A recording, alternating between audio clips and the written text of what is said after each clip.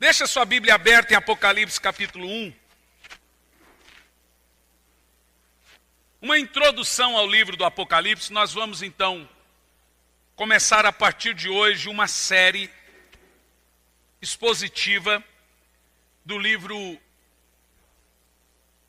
do Apocalipse.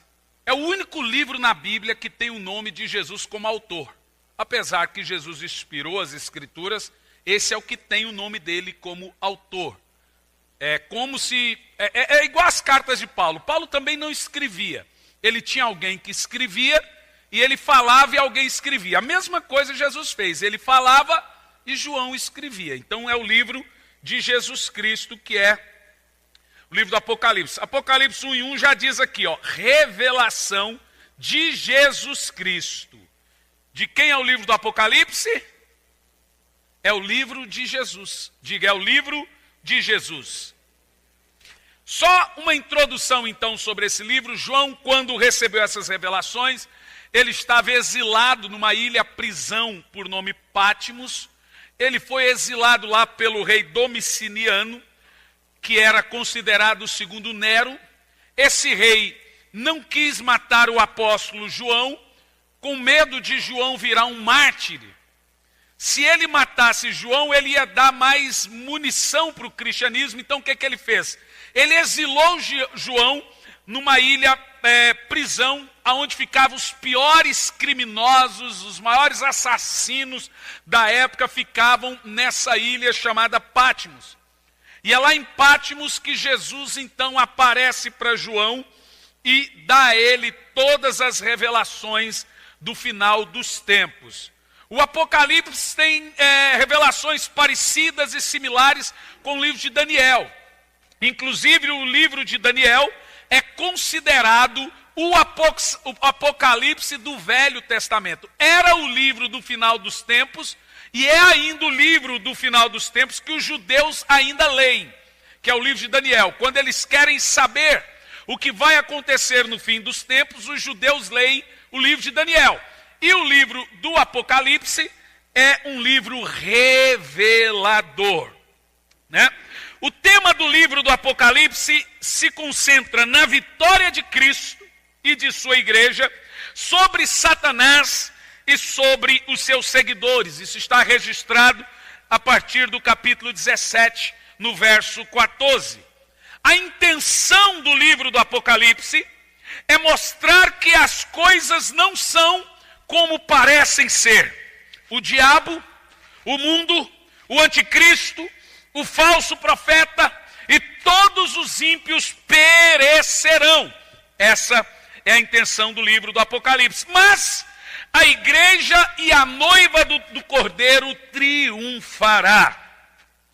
Como Cristo então é apresentado no livro do Apocalipse? Bom, Cristo então ele é sempre apresentado como conquistador e vencedor, nunca como derrotado e alguém que perde. Ô professora, vá aprendendo que isso aqui é o livro, viu? É isso aqui que você vai... Está saindo o livro sobre o fim dos tempos, viu gente? Então, Cristo é apresentado, ele triunfa sobre a morte, ele triunfa sobre o inferno, ele triunfa sobre o dragão, ele triunfa sobre a besta, o falso profeta, e ele triunfa contra a Babilônia. Como a igreja é apresentada no livro do Apocalipse? A igreja, então, que é perseguida ao longo dos séculos, mesmo suportando perseguição e martírio, ela sempre é apresentada como vencedora.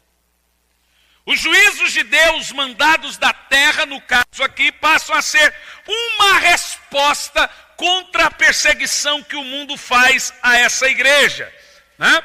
E a Bíblia chama isso de resposta à oração dos santos. Isso está no capítulo 8, do verso 3 e 5. Portanto, o livro do Apocalipse ele pode ser sintetizado em 10 características básicas. Primeira, o livro do Apocalipse ele pode ser sintetizado em 10 características básicas. Primeiro, ele é um livro centrado na pessoa de Cristo. Ele é um livro voltado para Jesus. Segundo, ele não é um livro fechado ele é um livro aberto. Daí se tem o grande preconceito sobre o livro do Apocalipse, que ele é um livro selado. Não é um livro selado, ele é um livro aberto. É engraçado que eu pergunto nas igrejas, irmão, quem aqui não entende o Apocalipse? 90% levanta a mão. Aí eu faço outra pergunta. Quem nunca leu o Apocalipse? 90% levanta a mão. Eu falei, você percebeu que quem diz que não entende o Apocalipse é também quem diz que nunca leu? Como é que você vai entender algo que você nunca leu? E as pessoas não leem, e criou-se um preconceito em volta do livro, um místico em volta do livro, que as pessoas não querem nem abrir. Quando no domingo passado eu falei que ia começarmos a exposição do livro do Apocalipse, e ela não é, obviamente, ela é uma exposição eu ia falar uma palavra muito difícil aqui, ia ficar chato, ia me chamar de chato, mas uma exposição mais resumida. E aí, como fizemos de Romanos, se nós formos fazer os 24 capítulos, eu até pretendo fazer, mas nós vamos fazer ao longo da vida aqui na igreja. Não dá para fazer de uma vez que começa a ficar maçante e perde o valor do ensino. Mas nós vamos sempre fazendo, como fizemos de Romanos. Você pode ter certeza que nós vamos voltar em Romanos ao decorrer dos nossos dias, nas exposições que não foram feitas ainda de Romanos. Agora, quando eu disse no domingo, irmãos, nós vamos começar a exposição de Apocalipse, alguns irmãos fizeram assim, ó. Ou seja, significa que tem gente que tem medo, tem gente que acha que é chato, tem gente que acha que não vale a pena aprender. Aí que está o engano de Satanás. Satanás cavou na igreja 2 enganos. Primeiro, o de Gênesis. Gênesis é mito. Segundo, o de Apocalipse. Apocalipse é medo. Você já percebeu que tudo que é coisa, catástrofe, desgraça que acontece no mundo, eles falam, é evento apocalíptico? Tem um filme que os carros estão queimados, tem zumbi para tudo que é lado, o pau está quebrando, eles chamam de filme apocalíptico. Tem-se a ideia que Apocalipse é só coisa ruim, mas não é. A palavra Apocalipse é revelação, não está nada ligado com catástrofe. É porque dentro do Apocalipse temos as catástrofes. Mas a ideia do Apocalipse é revelar, é desvendar o final dos tempos. Essa é a ideia do Apocalipse. Então ele é um livro centrado na pessoa de Cristo, ele é um livro aberto, ele é um livro cheio de simbolismos, ele é um livro profético, esse livro é uma bênção completa, ele é um livro de juízo e condenação, ele é um livro relevante, ele é um livro majestoso, é um livro universal e é um livro apoteótico, que ele aponta a vitória final, ele não aponta a derrota final, ele aponta a vitória final. Os destinatários do livro do Apocalipse. Veja você que nas cartas de Paulo, todas elas tinham um destino. Quais são os destinatários, então, do livro do Apocalipse? Em primeiro lugar, aos crentes que estavam na época suportando o martírio e perseguição no período em que João estava recebendo as revelações. Então, em primeiro lugar, o Apocalipse tinha um destino. As igrejas da Ásia, são 7 igrejas, e as igrejas em volta ali, que estavam sofrendo e padecendo perseguições. Segundo, não somente destinados então aos primeiros crentes, às igrejas da Ásia Menor, mas também a toda a última dispensação. Agora vai a primeira chave tutu para você. Nós já estamos vivendo a última dispensação da igreja. O que é dispensação? Dispensação é tempo. E por que se dá o tempo de dispensação? Porque esse tempo é contado de um tempo a outro tempo. Então se dá o nome de dispensação. E nós temos 7 dispensações. E nós estamos na última dispensação humana. E essa dispensação, ela vai da primeira vinda de Cristo até a segunda. Significa que quando Jesus nasceu, começou uma dispensação. E essa dispensação termina quando ele retorna. Então o livro do Apocalipse, aqui vem o porquê que eu digo que as cartas para as 7 igrejas não são só para aquelas igrejas, como diz os históricos, e nem que cada igreja representa um tempo e essa era representa a Laodiceia, não exatamente. As cartas são para toda a dispensação. Ou seja, desde a primeira vinda de Cristo, no seu nascimento, como a última vinda.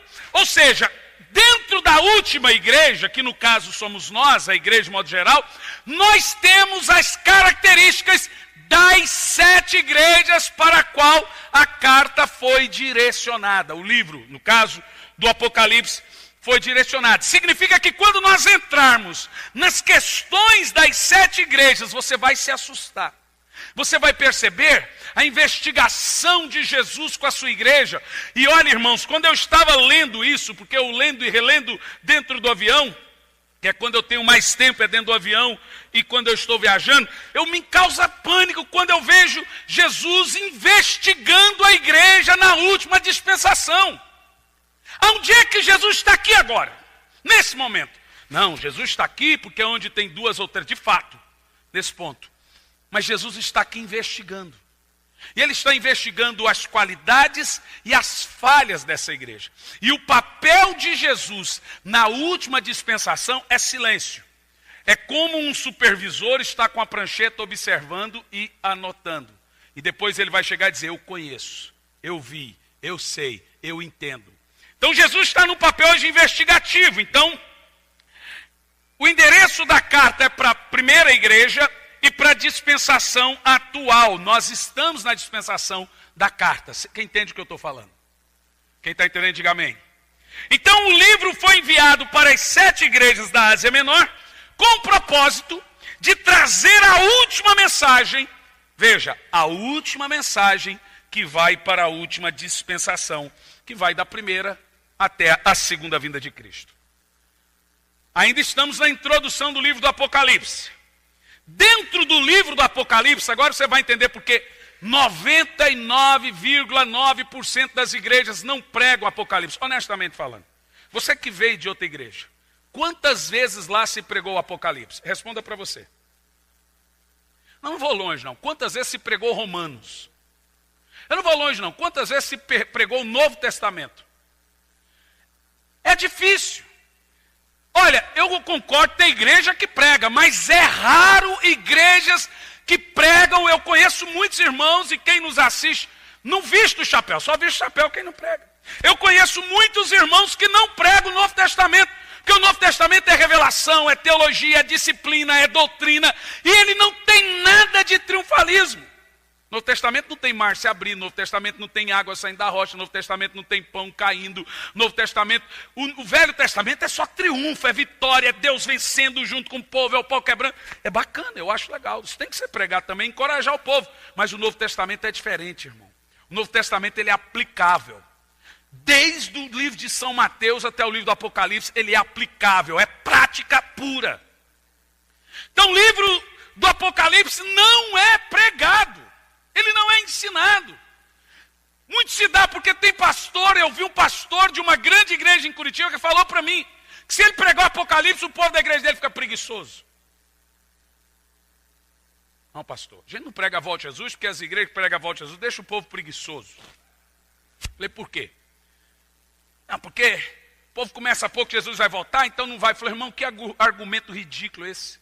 As igrejas que mais ganhou o mundo foi a Assembleia de Deus e Batista e foram até hoje as que mais pregaram sobre a volta de Jesus. Esse argumento é ridículo. O mundo foi evangelizado e antigamente quando falava vamos para um culto evangelístico, adivinha qual era a primeira mensagem que pregava? Volta de Jesus. Qualquer igreja que você ia há 20 anos atrás, a chance de você chegar num culto e um pastor pregar a volta de Jesus era muito grande. Hoje, isso caiu no esquecimento. Caiu no esquecimento porque não dá ibope, não vende DVD, assusta as pessoas, é difícil, tem que fazer o povo ficar raciocinando, tem que fazer um povo. Um irmão virou para mim, uma irmã virou para mim em um dos nossos cultos. É, pastor, é chato, né? O que é chato, irmã? Culto só de ensino. Um outro falou assim, pastor, por que você não prega, só ensina? Eu falei, onde é que você leu isso na Bíblia? Onde é que você... Até essa semana eu pus isso. Porque as pessoas realmente pensam que pregação não é ensino e que ensino não é pregação. Onde você leu e viu essa separação na Bíblia?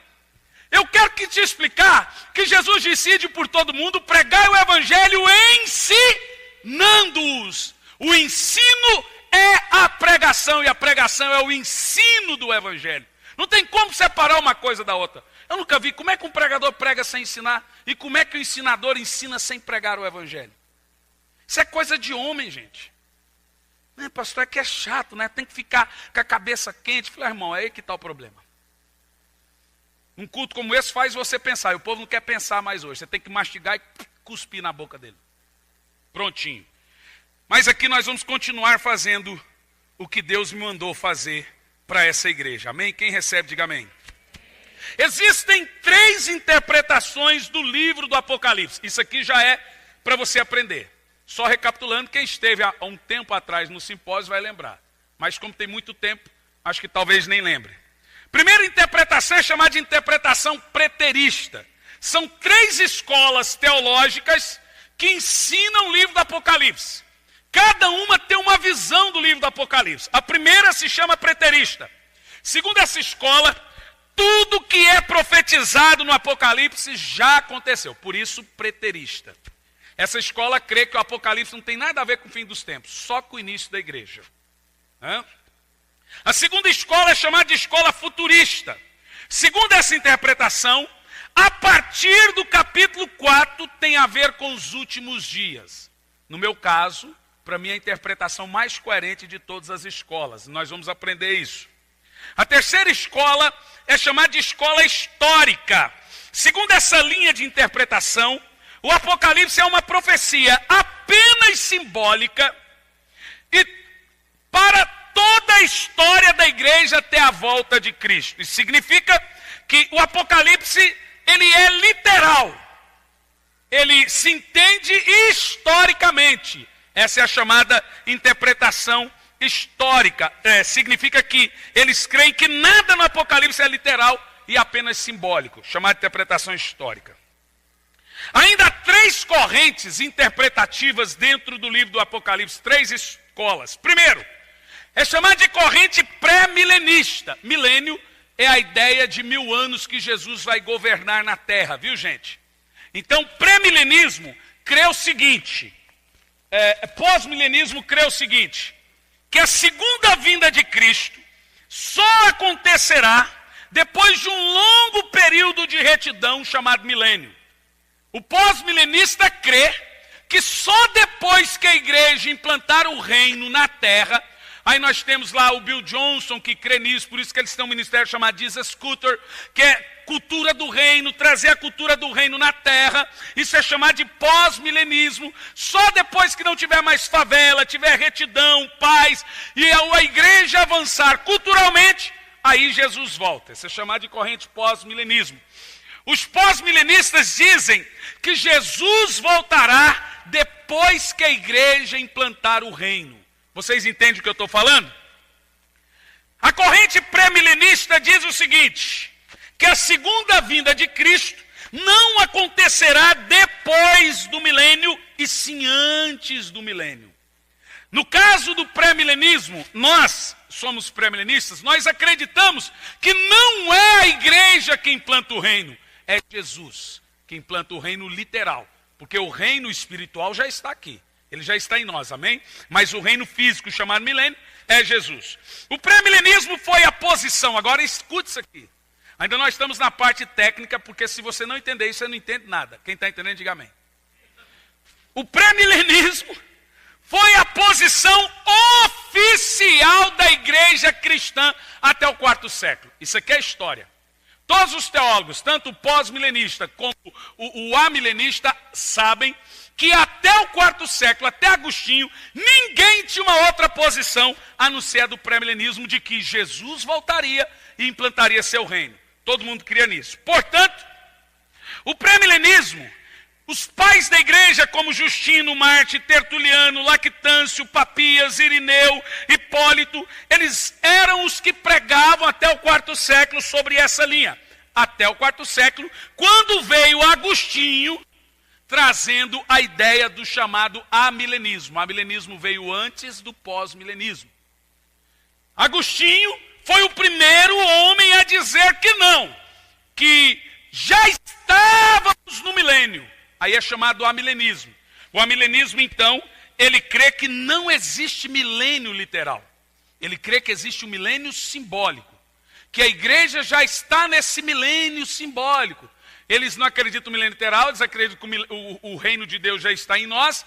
Então esse amilenista acredita então, como Agostinho de Hipona disseminou isso, que aí Jesus volta no final desse milênio simbólico. Olha que coisa gostosa de acreditar.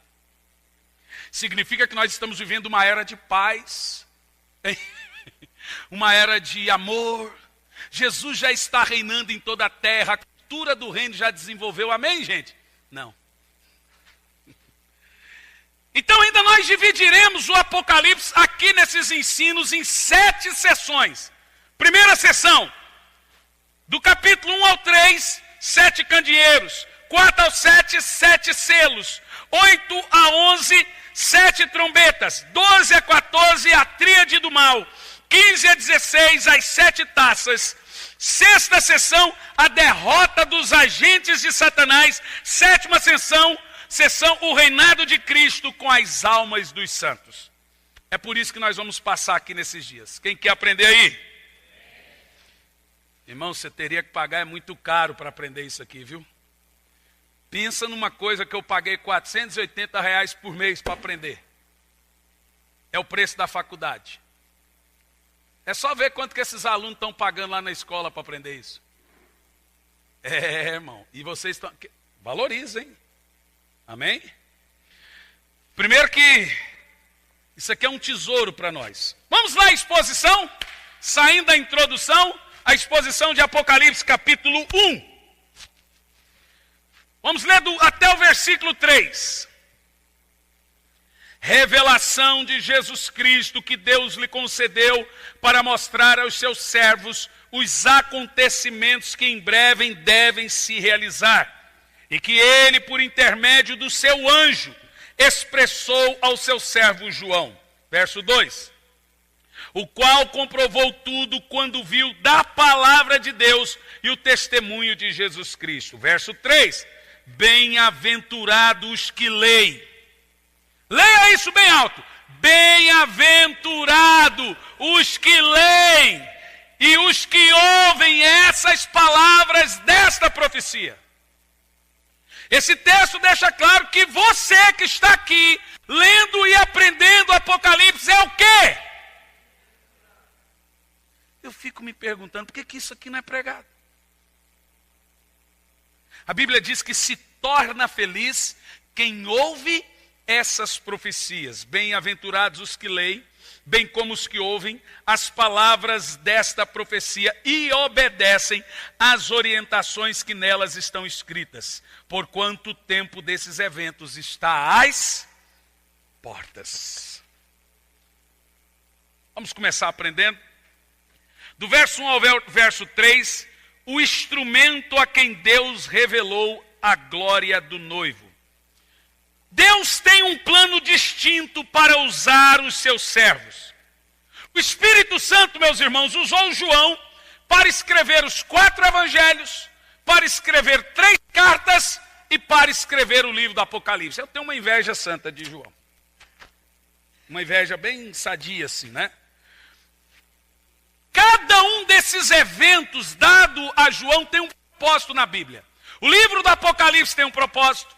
O 4º evangelho, que é o evangelho de João, tem um propósito. E as 3 epístolas têm um propósito. Por exemplo, o objetivo do evangelho de João é alertar as pessoas a crerem em Cristo, como mostra em João capítulo 20, no verso 31. Esse é o objetivo do evangelho de João. O objetivo das cartas de João, João 1, João 2, João 3, é encorajar os crentes a terem certeza da vida eterna, como mostra 1 de João 5 e 13. Eu já preguei a exposição de João inteira aqui para os irmãos se lembram. E o objetivo do Apocalipse é alertar os crentes para estarem preparados para a segunda vinda de Cristo, como mostra Apocalipse 22, no verso 12. E no caso aqui é fato que Deus transforma tragédias em triunfo. João era para morrer em Patmos. João foi exilado com quase 100 anos de idade lá em Patmos, com cabelo branco, quase cego, doente, muito doente. Jesus transforma a tragédia em triunfo e então aparece para João, trazendo a revelação dos últimos tempos para João. É quando Deus transforma a tragédia em triunfo. É por isso que eu falo que você talvez não entende o que está acontecendo na sua vida, mas tenta entender Deus, né? No versos 4 e 5, nós teremos então uma saudação consoladora. Versos 4 e 5. João, as 7 igrejas que estão na província da Ásia, graça e paz a vós outros, da parte daquele que é, que era e que há de vir, da parte do cétuplo Espírito que assiste diante do seu trono. Verso 5. E de Jesus Cristo, que é a testemunha fiel, o primogênito entre todos os mortos, o soberano dos reis da terra, ele que nos ama e mediante seu sangue nos libertou de todos os nossos pecados. Esses versos aqui mostram que o livro não é um tormento. O livro é de paz. Veja que o texto já começa, graça e paz. Apocalipse não é o apocalíptico de Hollywood. Ele nada tem a ver com cara de dor, de sofrimento. Ele tem a ver com esperança. Ele é a sua esperança. Quando você entender o Apocalipse, você vai começar a ter uma visão diferente de Jesus, da sua vida espiritual e do porquê você está aqui na terra. Verso 5, o retrato do noivo da igreja. Aqui no verso 5, presta atenção. Como a igreja deve ver Jesus? Qual é o perfil desse noivo? E quais os títulos dados a Jesus dentro desse livro?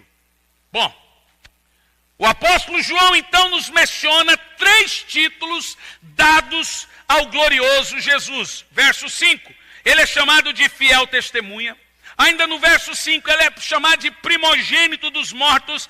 Ainda no verso 5, Jesus é chamado de soberano dos reis da terra. Em quarto lugar, uma doxologia ao noivo da igreja, do verso 4 ao verso 6. Verso 6 diz assim: ele nos constituiu reino e sacerdotes para servir a Deus, seu Pai. A ele, portanto, sejam a glória e domínio pelos séculos dos séculos. Amém. João aqui então está se encantando com a revelação de Cristo. Veja você que João está escrevendo e a princípio ele está ainda ali em pânico, em transe. Imagina você. Você vê que depois ele começa a deslizar na escrita ao longo do Apocalipse. Mas por enquanto você vê que ele rasga elogios. O início do Apocalipse é elogio rasgado para lá e para cá. Porque ele está vendo Jesus. Jesus está sentado com ele numa cova, num buraco, e falando, escreve. Apareceu, Jesus apareceu literalmente para João e disse, escreve. E João está ali, a ele é a glória, o primeiro e o último, o grande eu sou irmão. Eu nem escreveria. Mas de fato João ainda está encantado. Então após a revelação de Cristo, a Bíblia vai dizer que o coração de João começa a se derramar de adoração.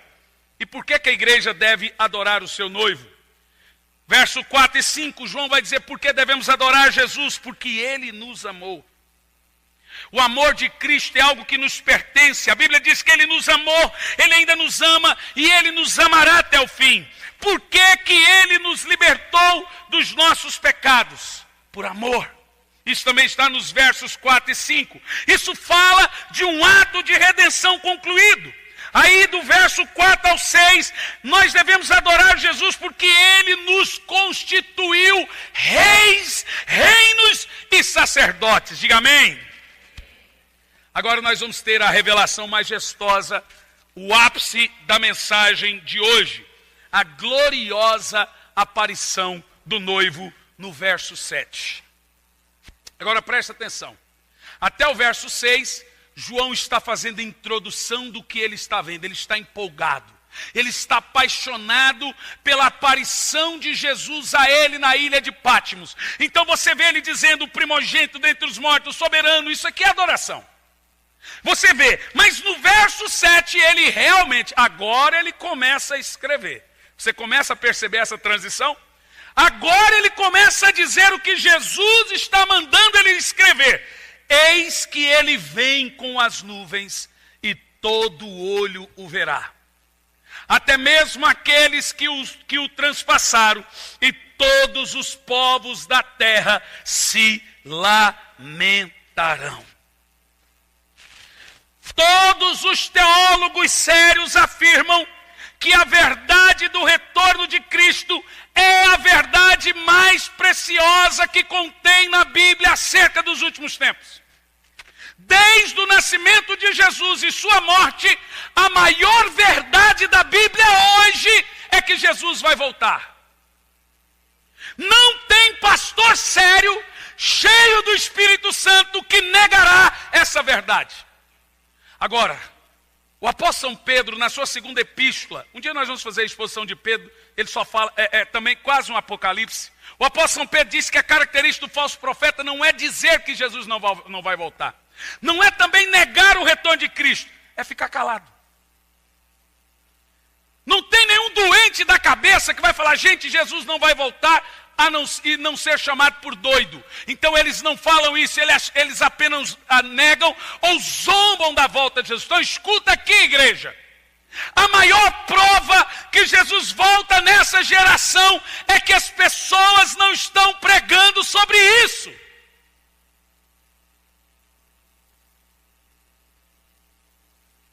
A ausência de falar do retorno de Cristo é, sem sombra de dúvida, a maior prova que Jesus está voltando. A Bíblia diz que ele viria numa época em que ninguém, quase ninguém, estaria crendo e acreditando na sua volta. Parece que há um blackout sobre o retorno de Cristo. Colocaram um vídeo, não fui eu que coloquei o vídeo, de uma mensagem minha pregando, agora eu não lembro onde eu estava pregando, sobre a volta de Jesus e a última geração. Tem 300 mil visitas. Eles colocaram lá assim, pregação chocante. A volta de Jesus e a última geração. Eu entrei lá e fui ler os comentários. É lamentável você ver o que os crentes comentam embaixo de um vídeo desse. Isso é mentira. Isso não existe. Desde que eu nasci, fala que Jesus vai voltar e nunca voltou. Você vê que é o argumento da segunda epístola de Pedro. É lamentável você ver crente olhando e dizendo para um pastor assim, esse pastor aí está querendo assustar o povo, isso é um falso profeta. Quem prega a volta de Jesus agora virou falso profeta.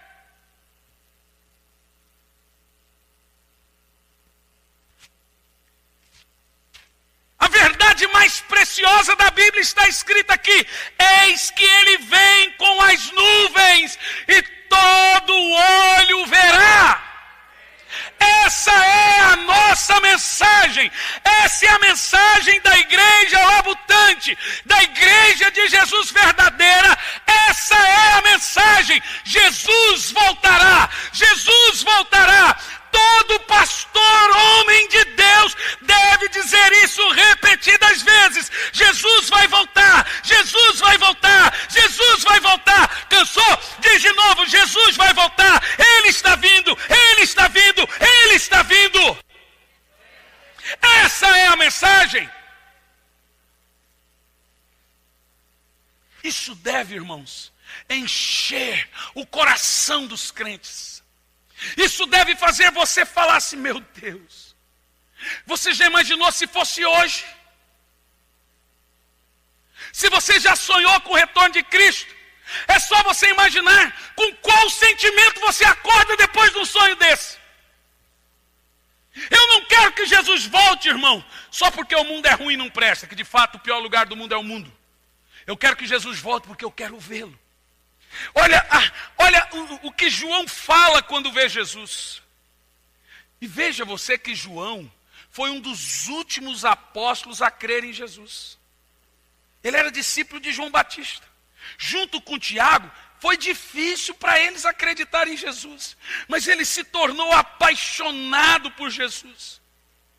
Ele se tornou vislumbrado por Jesus. Ele se torna uma coisa louca e ele começa a adorar a Ele. Imagina quando você vê Jesus face a face. Jesus fala que o crente verdadeiro dessa última geração é mais bem-aventurado do que os do passado, porque eles viram os judeus e não creram, e nós não vemos e cremos. Imagina você, irmão, você nunca viu Jesus assim carne e osso, você tem ideia, talvez sonhos, visões, revelações, entendimento, nós sabemos que Ele está aqui hoje em espírito e em verdade, mas o dia que os meus olhos o virem face a face, o dia que eu ver o meu rei vindo sobre as nuvens do céu, com poder e grande glória, meu Deus, o que eu vou fazer?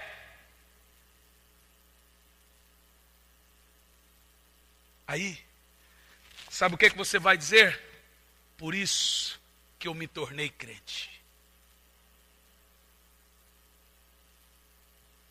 A casa com piscina, você vai entender que era lixo. O carrão, que pregaram para você que se fizesse tal oferta, que se continuasse fazendo a campanha você ia ficar rico, você vai falar, rico? Rico?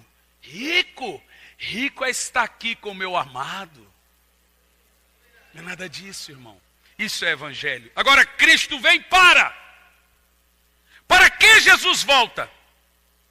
Primeiro, estabelecer seu juízo e triunfar sobre seus inimigos. O texto diz, e todos se lamentarão. Jesus não volta para amor, para misericórdia e para compaixão. Jesus volta para juízo. Só que você não estará aqui, senão você vai se lamentar também. Entendeu o texto? Entendeu o texto? Ele também volta para a igreja triunfar. Então a vinda do Senhor será pessoal.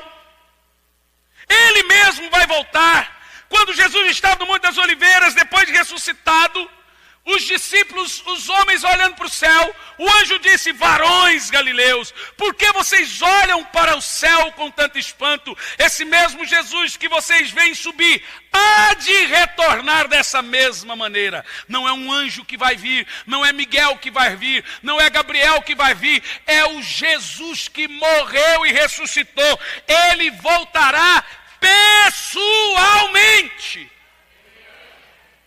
Que coisa tremenda. Você sabe quantas vezes eu já li a Bíblia? Mais de 30. E toda vez eu me empolgo com isso. Eu leio isso dentro do avião, eu começo a chorar. É esse fervor que o crente não pode perder. Que me chame de fanático, que me chame de radical. Irmão, eu sou apaixonado nisso aqui.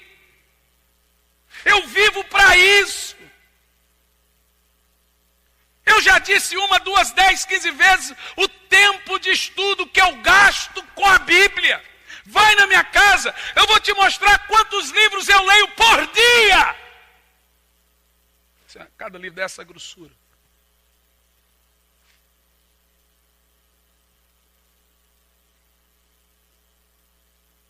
Isso me traz vida. Acho que o dia que me tirar isso eu morro. Eu nasci para a palavra, eu nasci para entender, eu nasci para descobrir. Tem gente que fala, pastor, como é que só acha isso? Lendo. Como é que eu não acho? Não lê. Simples. Então Jesus voltará a Ele mesmo, é uma vinda pessoal. A Bíblia diz também que é uma vinda pública, Ele vai vir e todo olho verá. A Bíblia também diz que é uma vinda visível, todos vão ver. A Bíblia diz que é uma vinda poderosa. Na primeira vinda Ele foi humilhado, veio como um cordeirinho. Na segunda Ele não vai vir humildezinho não, Ele vai vir em glória. Será glorioso, também será uma vinda vitoriosa. Ele vem para vencer, Ele vem para conquistar. E será uma vinda irresistível. São as características da segunda vinda de Cristo aqui de Apocalipse 7.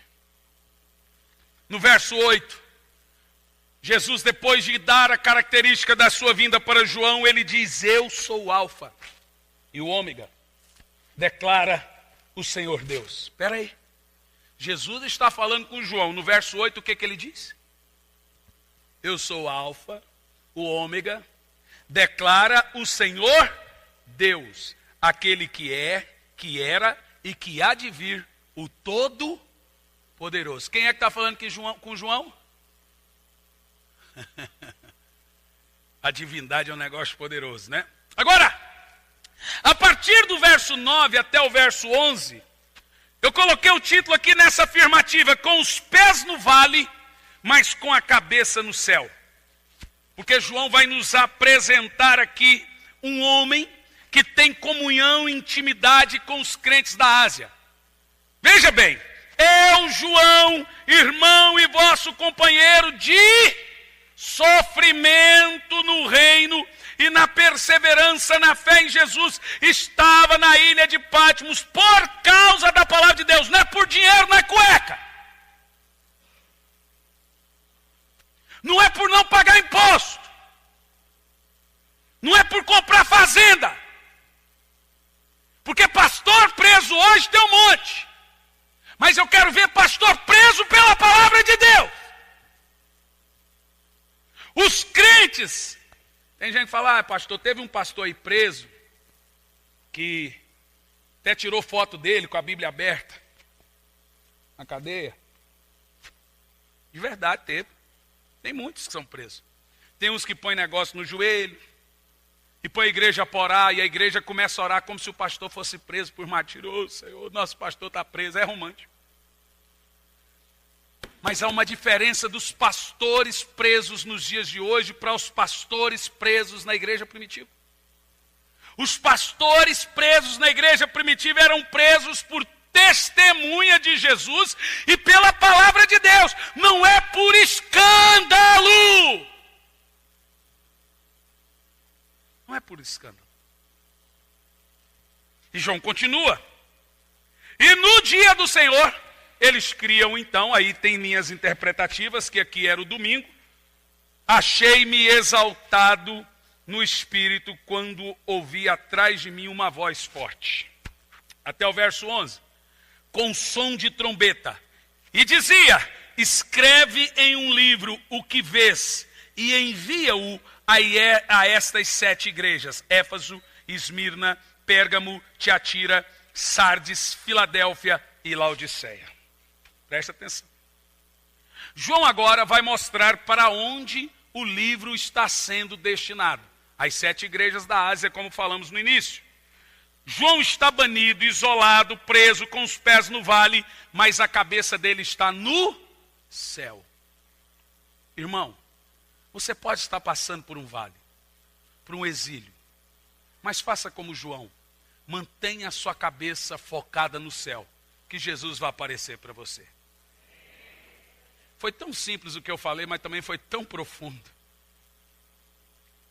Você pode estar num pindaíba, dívida, desempregado, mas mantenha a sua cabeça no céu, que Jesus vai aparecer para você. Essa noite eu fui orar, falei, Senhor, de verdade, eu preguei na igreja, mas eu vou perguntar para o Senhor de novo. Na investigação que o Senhor está fazendo a preciosa graça, quais são os elogios e as críticas? O Senhor ainda fala com os seus anjos da igreja? Fala comigo. E você acredita que Ele falou comigo à noite? Em sonho. Eu acordei atônito, eu falei, meu Deus, que rapidez. Ele me mostrou tudo que nós temos que fazer, o que temos que melhorar, o que temos que mudar. Mas Ele mostrou tanta alegria com o que nós estamos fazendo aqui, gente. Ele falou assim, não mude nada, nada, continue. Inclusive precisa tirar algumas coisas. Isso. Irmão, absolutamente tudo Ele falou. Ele me mostrou tanta coisa, mas tanta coisa. Eu tive 2 sonhos que Ele me mostrou. Ele apareceu para mim e me deu um paralelo. Eu vou te mostrar um ministério e depois mostro o ministério de vocês. Ele me mostrou um ministério.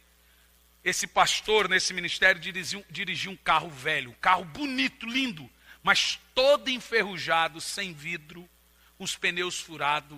O carro era caro, mas todo estragado. E agora ele me mostrou, eu dentro de um ônibus. O ônibus era tão grande, gente, que ele parecia um trem-bala, mas não era um trem, era um ônibus. Mas ele era muito grande, o ônibus estava tão cheio, e o ônibus era novinho. Só que esse ônibus, ele tinha partículas, ele tinha partes que tudo funcionava nele, e tinha partes que não funcionava.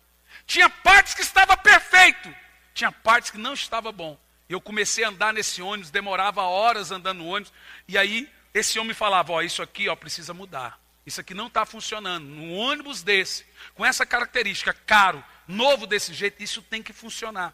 E eu falei, Senhor, essa é a cara da nossa igreja. Tem coisa que funciona e tem coisa que não funciona. Mas o principal, que era o motor, estava andando a bala. E ele falou, você sabe qual que é o motor dessa igreja, desse ônibus? A palavra. Estava andando e ó, estava voando. Mas ele começou a nos mostrar, então nós estamos no caminho certo, amém, irmãos? Mas vamos melhorar, diga, vamos melhorar. Fala para o seu irmão, mantenha a cabeça no céu. O pé pode estar em Pátimos, mas a cabeça tem que estar no céu. Mantenha o foco, fala para o irmão aí. A noiva de Cristo, no verso 12, agora passa a ser vista como a luz do mundo. Olha o que João fala. Voltei-me para observar quem falava comigo e vi 7 candeeiros de ouro. Agora presta atenção que tem uma chave aqui. Presta atenção. Antes de João ver o noivo em seu fulgor e majestade, João vê a beleza da igreja. Veja você que no início do capítulo 1, Jesus aparece para João. Ele só está ouvindo a voz e está com o olho fechado assim. Como é que você ficaria? Mais ou menos assim, né? Não é medo, é temor. Eu já tive essa sensação. Você não tem medo, você tem temor. O diabo, você fica assim com aquele tremor, assim, um medo, quando é demônio. Quando é anjo, você fica com temor, assim. Seu olhar, eu morro. Mas João, ele está ali quietinho, quietinho. Parece que ele está aqui e Jesus está atrás. João está ali numa caverna com aquela cara xoxa, esperando a morte. Jesus aparece e fala, João, meu Deus. E agora João começa a ouvir Jesus falar e ouvir. Quando ele chega no verso 13, ele olha para ver quem falava com ele. Quando ele olha esperando ver Jesus, quem que ele vê? A igreja. Quando eu vejo pessoas atacando a igreja, sabe o que eu vejo? São pessoas feridas que estão destilando a sua mágoa e ódio nas suas pregações. Em vez de compartilhar a palavra de Deus, começa a compartilhar das suas frustrações, das suas críticas com a igreja. Veja você, a igreja tem problemas, a nossa tem problemas. Eu não estou dizendo a você que Jesus vem e diz isso está errado. Igual um rapaz falou para mim, pastor, eu vou sair da igreja, porque tem muita coisa errada aí que eu não concordo. Falei, então vou sair com você. Não, pastor, mas só o pastor da igreja, eu vou sair com você. Porque tem muita coisa na igreja também que eu não concordo. Ó, se você vai sair porque tem coisa que não concorda, eu também tenho que sair, ué. Ou você está aqui para ajudar a mudar, ou você pode dar linha, aí você vai mudar outra. Aí você vai viver saindo, porque toda igreja tem problemas. Porque toda igreja tem pessoas. E nós somos falhos. Nós temos muitas falhas. A igreja de Jesus, de modo geral, tem falhas. Mas ela aqui na Bíblia, no verso 13 e 12, ela é retratada como 7 castiçais, 7 candeeiros. João olha para ver Jesus e ele vê a igreja acesa, ele vê a igreja iluminando. Ele diz que a igreja ainda é a luz do mundo. Tem falso profeta? Tem lobo? Tem mentiroso? Tem ganancioso? Tem pecador? Mas a igreja ainda é a luz do mundo, irmão. Não fale mal da igreja, ela é a esposa de Jesus, irmão.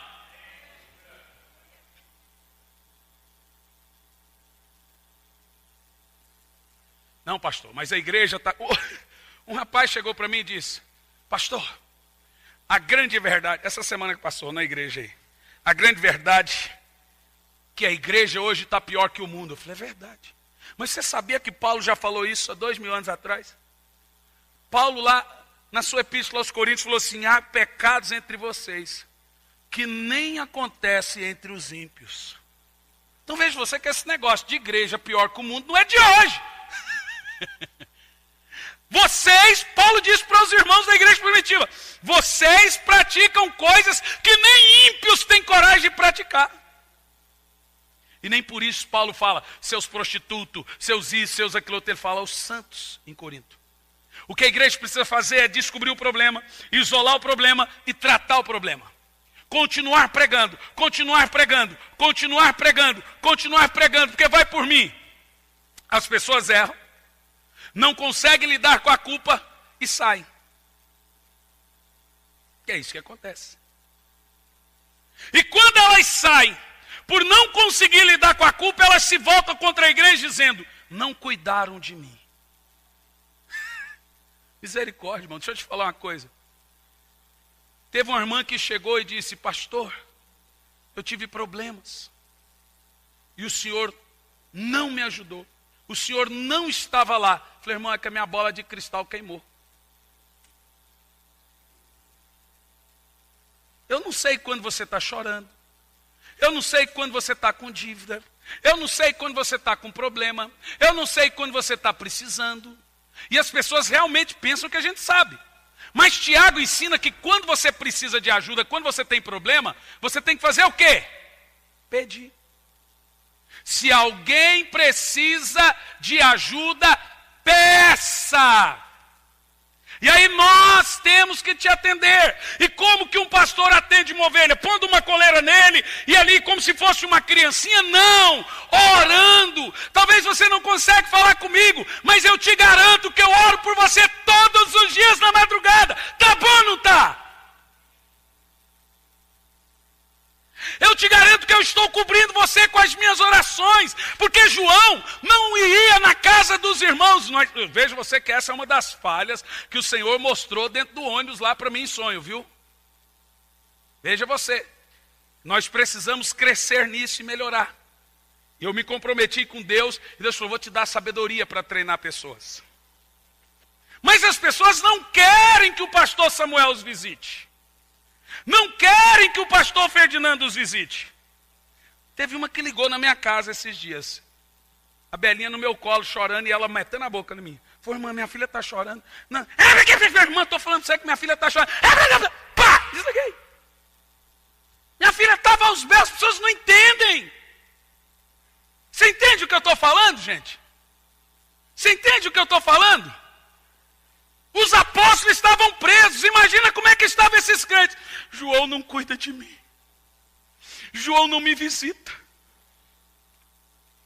Sabe o que um pastor tem que fazer? Levar você a orar, a jejuar, a crescer em Deus. Agora tem problema, que você vai precisar da minha ajuda. Eu vou mandar a rede de casal ir lá, vou mandar os pastores ir lá. Se não der, eu vou. Se eu não for, o pastor vai lá, tá bom. São pastores iguais a mim. Mas aí as pessoas se enchem de ferida, se enchem. Pior é quando elas falam assim, ó, saí da igreja e ninguém me ligou. Irmão, você já está dizendo que saiu. Você sabe que eu não entendo o que passa na cabeça dos outros. Saí da igreja e ninguém me ligou. Como assim? Mas você já está, o povo já faz de propósito. Vou sair, quer ver que ninguém vai me ligar? Meu Deus! Se o pastor visita muito, ele só quer comer na casa dos outros. Se ele não visita, ele é um desalmado.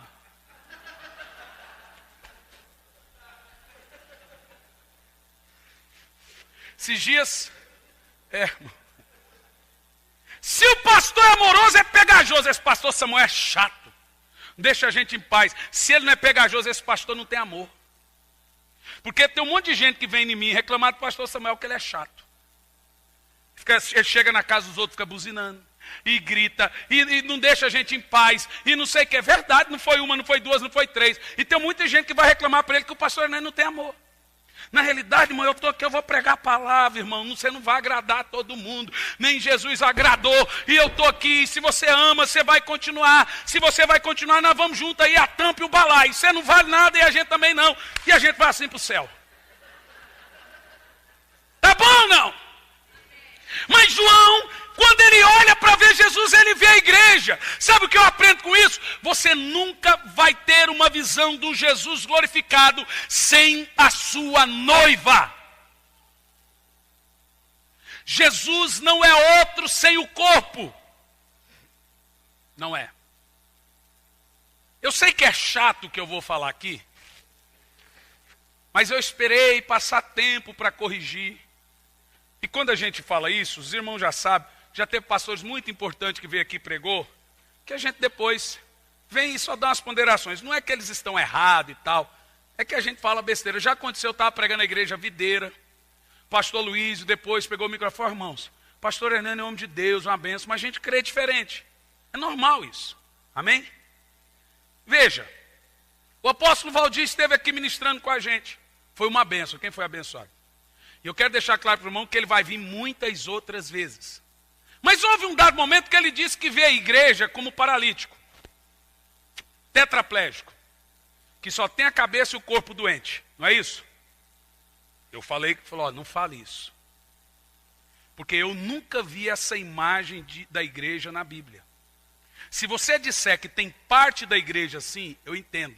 Mas dizer que a igreja de Jesus é assim, não é a visão que João tem da igreja dos últimos tempos. A visão que João tem da igreja é de um candelabro aceso. Agora, é óbvio que a igreja tem problemas. Eu não concordo que a igreja seja um paralítico. Eu concordo que a igreja não pode fazer nada sem o cabeça. De fato, a igreja é inapta. E Paulo disse, Jesus disse, sem mim nada podeis fazer. É essa visão que nós temos da igreja. Nesse ponto, eu não posso concordar que a igreja está ao ponto de ser doente e ser isso. Não, irmãos. De maneira nenhuma. A igreja é uma só. Agora eu não vou pegar a igreja problemática, a falsa igreja, e comparar ela como se ela fosse verdadeira. Eu nada tenho a ver com a falsa igreja. O meu papel é a igreja de Jesus. Então eu vou... É claro que nós temos que fazer a separação, claro. Mas comparar como se fosse a mesma igreja, não. De maneira nenhuma. A verdadeira igreja não vai usurpar as pessoas. Não vai ficar pregando mais terra do que céu. Não, isso não é a verdadeira igreja. A verdadeira igreja é um candelabro. Ela é a minoria, ela ainda é perseguida, ela tem pouca força, ela não tem muito dinheiro, ela não tem muita influência. É a verdadeira igreja, ainda preza pela palavra, e não é só a nossa, porque eu não vou cair na pretensão louca e doente de Elias, do tipo só eu fiquei, não. Ainda há muitos que não se dobraram, ainda há muita gente chorando e orando, implementando o reino de Deus aqui na terra. Por isso você nunca vai ouvir esse pastor dizendo aqui, eu amo a minha igreja. Eu amo a igreja. Porque a igreja de Jesus é uma só. Nunca você vai ver eu fazer um adesivozinho e colocar ali, sou preciosa graça. Se benze. Irmão, essa não é a visão. Sou assembleiano, sou batista, sou católico. Eu sou de Jesus. Quem é de Jesus aí? Amém? Então ele vê a noiva como luz do mundo.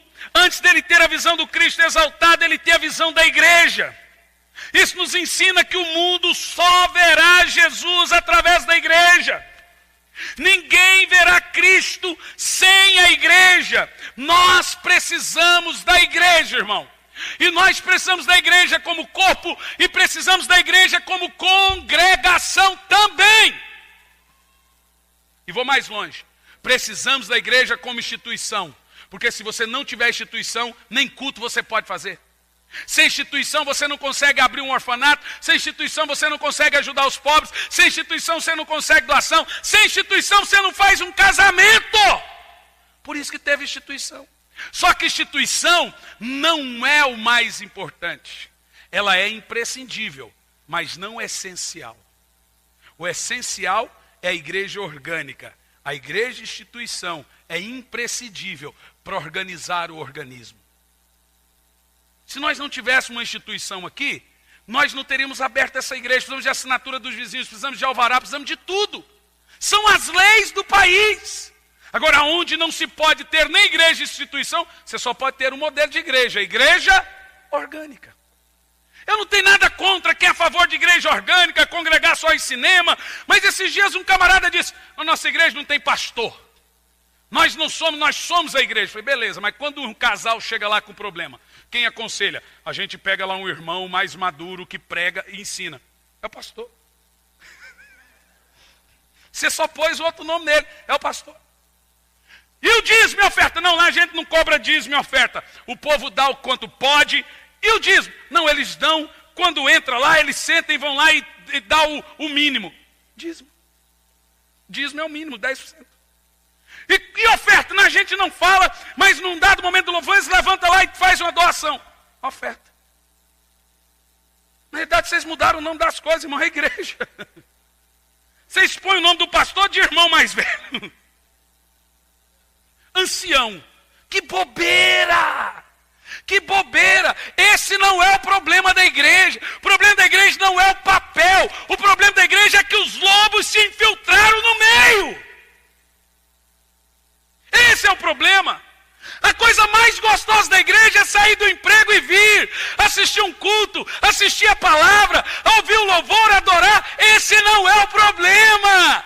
Agora é fácil assistir culto no YouTube, onde você não tem que perdoar ninguém, onde você não tem que pedir perdão para ninguém, onde você não tem que congregar, então você só vai lá e liga a internet e fala, eu agora sou a igreja. Pois eu vou te dizer o que é a igreja. Igreja é um pé com vários candelabros. Um pé com vários candelabros e Jesus no meio dos candelabros. Se você quer ser igreja, você tem que ser membro de um corpo. Não existe igreja fora do corpo. Sabe, teve muito tempo no meu ministério que eu dizia, eu não prego igreja, eu prego Jesus. Está errado. Eu mudei o discurso. Hoje eu prego Jesus na igreja. Porque João pregou os dois. Olha a visão de João. Eu olhei para ver quem falava comigo e vi os candelabros. O mundo não vai ver Jesus sem o corpo dele, sem a igreja dele. Pare de tocar na igreja. Eu não prego placa. Eu não prego denominação. Mas eu prego a noiva vai triunfar, ela vai ganhar almas, ela é santificada, é ela que está esperando o cordeiro e ela vai se casar com o noivo. Então a minha mensagem hoje é Jesus na igreja. Não é nessa, é na sua igreja. Aleluia, diga amém. Oh, glória. Agora dos versos 13 a 20. O noivo é apresentado em todo o seu fulgor e majestade. 13 a 20. E entre os candelabros alguém semelhante a um ser humano, vestido uma longa túnica que chegava aos seus pés. Você está entendendo aqui a revelação de João? João olha para ver quem fala com ele, ele vê a igreja e Jesus aonde? De fora da igreja. É isso? Entre, dentro. Aonde Jesus está agora? Responda, gente. Na igreja. Irmão, deixa eu te falar uma coisa. Jesus não odeia a sua igreja. Ele ama a sua igreja. Ele é o esposo dela. Tem como você chegar para o seu amigo e falar, eu gosto de você, mas eu não gosto da broaca da sua mulher. Eu não consigo ser amigo de um cara desse. E eu vou te dizer uma coisa, se eu fosse amigo de um cara que fala que eu odeio minha mulher, o dia que ela descobrisse, ela enfiava a mão na minha cara. De que lado você está, sua peste? Como é que você pode amar Jesus? Eu fico vendo uns pregadores do interior para cá, exterior para cá. E é engraçado que eles vêm não sei de onde. E eles têm a receita para o avivamento do Brasil. Mas não conseguiram avivar onde eles estavam. É porque o Brasil tem que ter esse avivamento, não sei o que. Eles têm a receita de como as coisas devem acontecer aqui. Mas nunca aconteceu lá. Ou perderam esse tempo lá. Eu não entendo isso. Eles chegam aqui e começam, porque o Brasil é isso, o Brasil. Esses dias me mostraram um videozinho de um coreano detonando a igreja do Brasil. Eu percebi que ele não tem problema com a igreja, ele é preconceituoso, porque até de atraso de voo e de problemas sociais do Brasil ele falou. O que o atraso do voo tem a ver com a igreja? Tá certo que muita coisa que ele falou é verdade. Mas, mano, não vou sair daqui para ir lá na Coreia para dizer que os crentes coreanos não dão um glória a Deus. Porque você prega uma hora, você não ouve aleluia. Um aleluia! Eu vou prego lá na Europa, o povo parece estar morrendo, mas eles terminam o culto assim, enxugando a lágrima pelo canto. Irmão, eles têm que vir para cá, não é para dizer o que nós já sabemos, que aqui tem corrupção, que nada aqui funciona. Eles têm que vir para cá para trazer solução, para profetizar sobre nossa vida, para trazer esperança. A coisa vai dar certo, o Espírito Santo vai sarar, o Espírito Santo vai transformar. Não é para dizer, vocês são isso, são aquilo. Tá bom, nós sabemos. Mas eu quero ver profetas que vêm e digam, o Espírito Santo será derramado, e ele vai trazer um nível de arrependimento tão grande, que esses jovens que não assistem culto, que esses jovens que não conseguem ouvir mensagem, vão começar a ficar atentos. É isso que esse país precisa, de pregadores de retidão. Pega uma moça grávida, e chega para a mãe e fala, mãe, eu comi a merenda antes do recreio. Eu estou grávida. Aí a mãe começa, sua prostituta, só não sei o quê. Entregou para os Paraguai. Irmãos, nós já estamos cientes dos pecados da igreja. Nós já estamos cientes que tem pecado de tudo que é nível, que tem falso profeta e tudo. Mas sabe do que nós precisamos hoje? De gente ministrando a palavra, de gente trazendo quebrantamento e arrependimento, não de mais gente dizendo vocês não têm futuro, não de mais gente na mídia dizendo só 10% vai ser salvo. Meu Deus, isso é desanimador. Eu quero ver gente que vê, Jesus vai voltar, e eu creio que um número de pessoas irão se arrepender.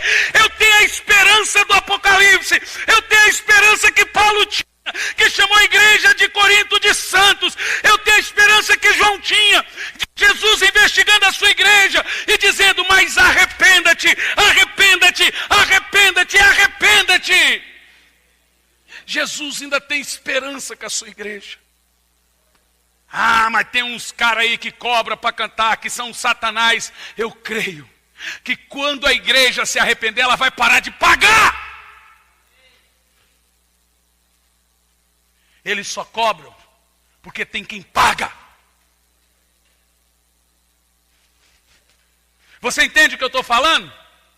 Você entende o que eu estou falando? Jesus aqui no capítulo 1, ele não é apresentado sem a sua igreja. E a majestade de Jesus, a glória de Jesus está completamente ligada à glória da sua noiva, à glória da sua igreja. Portanto, deixa eu te dizer uma coisa. Existe salvação sem denominação, mas não existe salvação sem a igreja. Eu vou dizer de novo. 1 de João 1, versículo 7. Se andarmos na luz, como ele na luz está, temos comunhão uns com os outros. Qual é o nome disso? Igreja. E o sangue de Jesus nos purifica de todo pecado. Vou mais longe. A Bíblia diz que sem a verdadeira comunhão, não há o quê? Santificação. E sem santidade ninguém verá Deus. Seguir a paz com todos e a santificação, sem a qual ninguém verá Deus.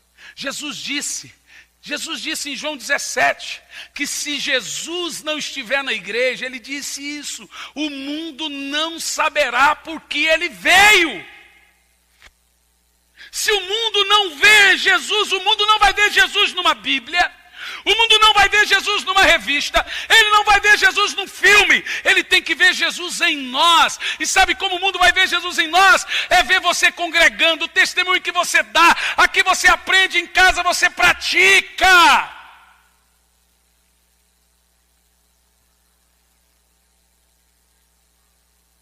Ame a igreja, ore pela igreja, ore pelo quebrantamento e arrependimento da igreja. Ore, ore, chore pela igreja. Há muita gente interferindo e pouca gente intercedendo. Está uma febre na internet de gente só batendo na igreja. Eu não estou vendo ninguém orando com amor. Eu vejo tanto desamor nas mensagens, tanta falta de amor pela igreja. Como eu disse a vocês, até eu ter a revelação do Senhor exato, eu também dizia, eu não prego igreja, eu prego Jesus. Hoje eu prego igreja e Jesus, porque Jesus é o cabeça. Eu não tenho como separar um do outro, ele é o cabeça desse corpo. E é engraçado que quando o cara fala a igreja, ele está falando dele, porque ele também é a igreja.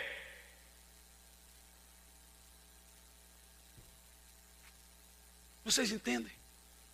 Esse é o coração de Apocalipse capítulo 1. Agora veja bem, João aqui vê 10 características distintas do noivo na igreja. Jesus na igreja, diga Jesus na igreja. Onde é que Jesus está, gente? E a igreja tem que estar onde? Luz do mundo. E Jesus está andando na igreja. Então vamos lá. Primeira característica, suas vestes, verso 13. Falam de Cristo como sacerdote e rei. Ele nos conduz a Deus e reina sobre nós. Segunda característica, sua cabeça. Verso 14. A cabeça fala da sua divindade, da sua santidade, da sua eternidade. A cabeça alva era também um símbolo de honra e transmitia a ideia de sabedoria e dignidade. Verso 14 também fala de seus olhos. Sua cabeça e seus cabelos eram brancos como a lã, tão brancos como a neve, e seus olhos como uma chama de fogo. Verso 14, falando dos seus olhos, fala da sua onisciência, que tudo vê e tudo prescruta. Ele é o juiz diante de quem nada se esconde, ele desnuda tudo. Essa é a característica do verso 14. Verso 15, os seus pés. Verso 15, seus pés reluziam como metal, quando é refinado em fornalha ardente, em voz como o som de muitas águas. É o que João está vendo, misericórdia, eu morro. O bronze reluzente transmitia a ideia de força e estabilidade. Isso fala da sua onipotência para julgar os seus inimigos. Ainda no verso 15 fala da sua voz. Isso fala do seu poder irresistível, da sua palavra, do seu julgamento. Agora no verso 16 fala da sua mão. A mão direita é a mão do poder, a mão da ação, com a qual ele, Jesus, rege e governa. Verso 16 também fala da sua boca. Aqui no verso 16, tinha em sua mão direita 7 estrelas, e da sua boca saía em sua espada. Agora veja bem, 7 candeeiros, 7 igrejas, 7 estrelas.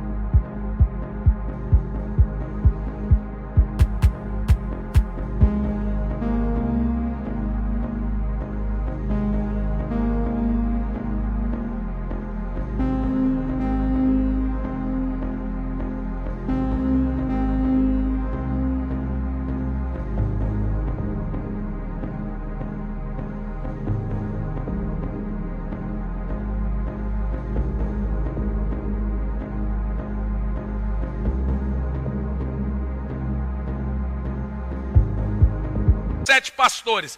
Veja, presta atenção. Olha a revelação.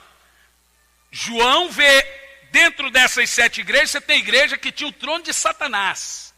Dentro desses 7 candelabros, você tem igreja que tinha espírito de Jezabel. Você tem igreja que tinha espírito de Nicolaíta, que era a tal do troca de casais. A doutrina de um bispo, dentro da igreja, por nome Nicolau. E tinha entre esses pastores que mereciam apanhar. Mas sabe o que no verso 16 fala? Ele tem na sua mão direita as 7 estrelas. Até os falsos pastores estão na mão dele. Agora eu te pergunto, Jesus perdeu o controle dessa igreja? Responda. Jesus perdeu o controle desses falsos pregadores, desses camaradas? Está tudo contado, gente. O texto continua. O verso 16 fala que a mão direita é a mão do poder, a mão da ação, com a qual ele rege e governa. E a boca fala da pregação do evangelho, mas a palavra de juízo, por isso o som de trovão. Essa é a única arma de guerra usada por Jesus. A sua palavra é o Cristo conquistador, a boca, a espada que sai da sua boca. Verso 16 também fala do seu rosto. A visão agora não é mais de um Cristo servo, perseguido e preso, ou esbofeteado, ou cuspido, mas agora é de um rosto cheio de glória e luz, que supera a luz das estrelas e dos candelabros.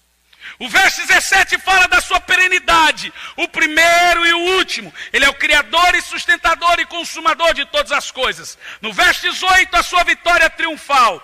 João agora está diante de um Cristo da cruz, mas um Cristo que venceu a cruz, um Cristo que venceu a morte. Diga amém. E aqui nós terminamos concluindo o seguinte. O último parágrafo, até o verso 20. Primeiro, versos 9 a 11, João ouviu. Preste atenção. Dos versos 9 a 11, João ouve. Nós já vimos. Dos versos 12 a 16...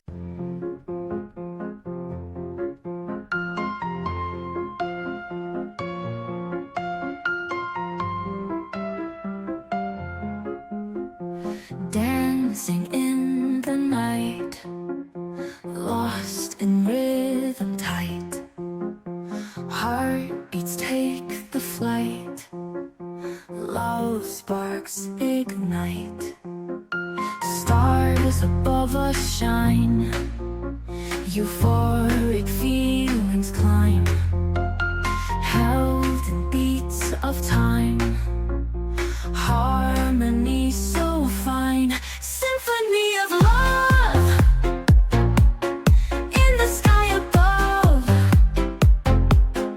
We become the dove, fly and join my love. Moonlight on our skin, where dreams do begin. Melodies within, hearts forever kin. In the rhythm's trance, every step's a dance. Mystery, romance, chance and circumstance. Symphony of love in the sky above. We become the dove, fly and join my love.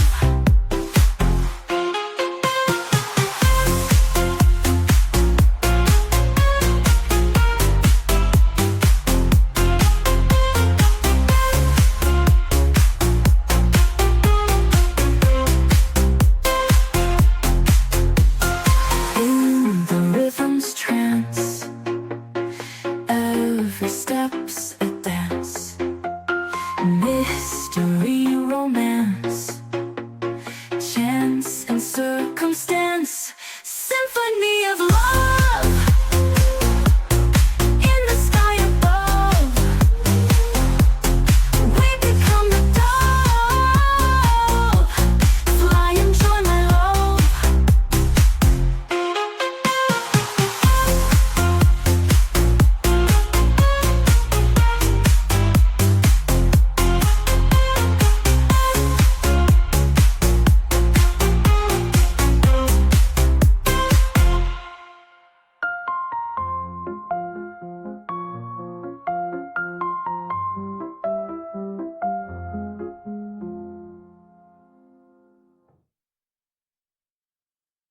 João viu, nós já vimos. E dos 17 ao 20, João fez. Primeiro, o que João fez?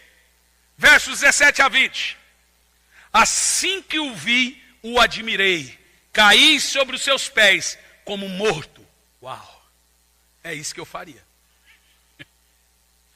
Então ele colocou a sua mão direita sobre mim e disse: não tenhas medo, eu sou o primeiro e o último. Eu sou o que vive. Estive morto, mas eis que estou vivo por toda a eternidade e possuo as chaves da morte e do inferno. Portanto, escreve sobre tudo o que tem vistos, tanto os eventos que se referem ao presente, que é o caso das 7 igrejas da Ásia, como aqueles que sucederão depois desses. Este é o mistério das 7 estrelas. Aos pastores. Estrelas são os pastores. Não é cantor, não. Cantor não é estrela, pastor é estrela. Brincadeira. Mas o trocadilho foi legal, viu? Entendeu? Vocês entenderam aí, né? Sabe, o ministério de louvor aqui quer ser estrela, irmão? Brincadeira, ó. Olha o pastor que já começa a distorcer as coisas, né? Já começa a manipular o negócio. Você viu o quê? Eu sou a estrela. Você não é estrela. Vamos lá. Mistério das 7 estrelas que vistes na mão direita e dos 7 candelabros de ouro. As estrelas são os anjos da igreja. Vocês estão vendo que o próprio Apocalipse explica os símbolos? Você vai ver isso durante toda a terça-feira. Tudo que o Apocalipse mostra como símbolo, ele vem e explica. As 7 estrelas são os pastores da igreja e os 7 candelabros são as 7 igrejas. O que João passou por um profundo quebrantamento? João foi gloriosamente restaurado. Jesus toca nele e restaura João. Assim nós terminamos a primeira sessão do Apocalipse, que na realidade é apenas uma introdução. Fizemos uma breve introdução ao livro do Apocalipse. Eu quero que você aplauda Jesus pela exposição da palavra.